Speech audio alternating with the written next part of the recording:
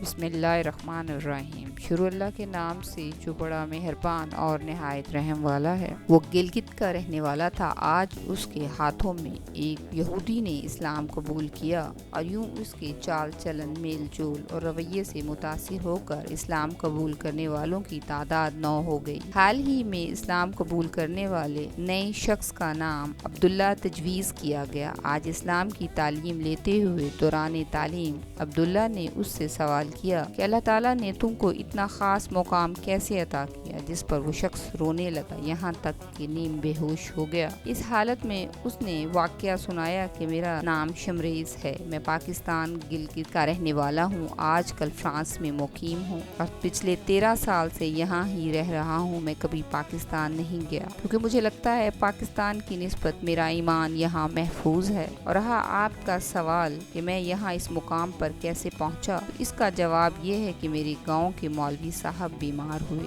تو ان کی فیملی شدید مقروض ہو گئی۔ اس کی بیٹی سارے گاؤں سے قرض لے چکی تھی تو آخرکار اسے میری دہلیز پر آنا پڑا۔ گو کہ اپنے گاؤں میں سب سے زیادہ مالدار میں تھا، مگر میرا چال چلن انتہائی غلط تھا۔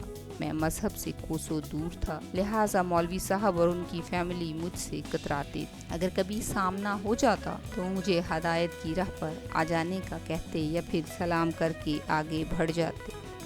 لہٰذا یہی وجہ تھی کہ اس کی بیٹی سارے گاؤں سے قرض لے چکی تھی اور اب کہیں سے امید نہ رہی تو اسے مجبوراً میری دہلیز پر آنا پڑا۔ جب میری دہلیز پر آ کر مولوی صاحب کی بیٹی نے مدد طلب کی یا قرض مانگا تو میں نے بدلے میں مولوی صاحب کی جوان بیٹی اور خوبصورت بیٹی سے اس کا جسم مانگا، جس پر اس کی بیٹی نے حقارت سے مجھے دیکھا اور دوسرے لفظوں میں مجھ پر تھوک کر چلی گئی۔ میں نے دل میں بدلہ لینے کی ٹھانی اور جن لوگوں سے مولوی صاحب نے قرض لے رکھا تھا ان کو مولوی صاحب سے قرض واپس مانگنے کا کہا۔ چونکہ میرے گاؤں میں سب لوگ تقریباً میرے جیسے ہی تھے، لہٰذا میں نے جب ان کو دھمکایا اور کہا کہ سب مولوی صاحب سے قرض واپس مانگے، اور مولوی صاحب کی فیملی تو تھی ہی سارے گاؤں کی مقروض، لہٰذا ان کا جینا دوبھر ہو گیا۔ بستر پر پڑے مولوی صاحب کو اپنا آخری وقت خراب نظر آنے لگا اور اپنی موت کے بعد بیوی اور جوان بیٹی کا سوچ کر الگ سے ہلکان ہونے لگے، مگر قرض واپس کیسے کیا جائے اس کا کوئی راستہ نظر نہ آ رہا تھا۔ لہٰذا بات جب حد سے بڑھ گئی، لوگوں سے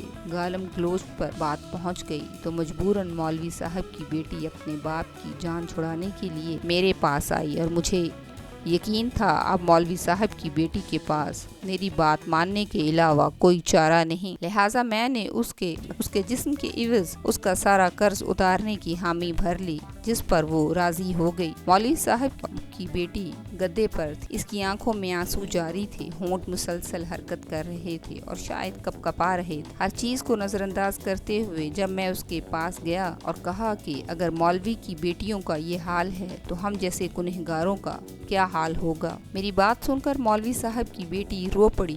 وہ روئی کیا تھی، وہ دھاڑی تھی۔ غصے، دکھ اور تکلیف، رب کی نافرمانی اور مجبوری کی وجہ سے اس کی زبان سے الفاظ ادا نہ ہو رہے تھے۔ آج یہاں مجبور ہو کر مولوی کی بیٹی آئی ہے، کل کو تیری بیٹی بھی آ سکتی ہے، اتنے بڑے بول نہ بول کہ کل کو برداشت نہ کر سکتی۔ اس لڑکی کے یہ الفاظ میرے دل میں اتر گئے۔ میں اللہ تعالیٰ کی ذات سے ڈر گیا۔ میں واپس پلٹا، اپنے کپڑے ٹھیک کیے، مولوی صاحب کے گھر گیا، ان کا سارا قرض ادا کیا، ان کے علاج معالجے کا ذمہ لیا اور اپنے ذریعہ آمدن تب تک مولوی صاحب کی فیملی کے حوالے کر دیے جب تک مولوی صاحب کے گھر کے حالات بہتر نہ ہو جائیں۔ میں ہوش سنبھالنے کے بعد اس دن پہلی بار مسجد گیا اور اللہ تعالیٰ کے خوف سے میرا جسم لرز رہا، میری ٹانگیں میرا بوجھ نہ اٹھا رہی، یہاں تک فرض نماز کے دوران بھی بیٹھ گیا اور بیٹھ کر ادا کی۔ مجھے مسجد میں دیکھنے والا ہر شخص حیران تھا۔ پتہ نہیں میں کتنی دیر مسجد میں بیٹھا رہا، ذکر اللہ کرتا رہا۔ عشاء کے بعد آدھی رات کو گھر گیا اور صبح اذان سے پہلے مسجد میں موجود۔ میں نے مؤذن سے اجازت لے کر فجر کی اذان دی اور جب میں نے حی علی الصلاۃ حی علی الفلاح کہا تو میری آنکھیں نم تھی، میرے دل کو راحت ملی۔ فجر کی نماز پڑھنے کے بعد میں نے گاؤں چھوڑ دیا اور اسلام آباد آ گیا۔ کچھ عرصہ اسلام آباد رہا اور پھر وہیں سے فرانس آ گیا۔ مجھے یہاں 13 سال ہو گئے۔ میں ان 13 سالوں میں کبھی پلٹ کر پاکستان نہیں گیا کیونکہ مجھے لگتا ہے میرا ایمان یہاں محفوظ ہے۔ پاکستان पाकिस्तान में था तो वहाँ उम्मत मुस्लिमा की एक इमाम मस्जिद की मजबूर बेटी को बेआबरू करने का ख्याल मेरे दिल में आया, मगर यहाँ इस फहश माशरे में रहते हुए आज तक मेरे दिल में ऐसे गुनाह करने का ख्याल नहीं आया। क्यों? क्योंकि पाकिस्तान में मजबूर लोगों की मजबूरी का हर तरह से फ़ायदा उठाया जाता है, यहाँ तक कि मजबूर लोगों की सिर्फ मदद की जाती है, फ़ायदा उठाने का तो सोच भी कोई नहीं सकता। वहाँ था तो मौलवी साहब की बेटी का फ़ायदा उठाना चाहा, यहाँ आया तो मेरी सोच ही बदल गई। यही वजह है कुफ्रुल हाथ पर होने वाले, यही वजह है कि ये लोग कुफ्र पर होकर भी तरक्की याफ्ता हैं, क्योंकि ये किसी की मजबूरी का फ़ायदा नहीं उठाते। हम अहले ईमान होकर भी ज़लील और रुसवा हैं, क्योंकि हम कोई मौका हाथ से जाने नहीं देते।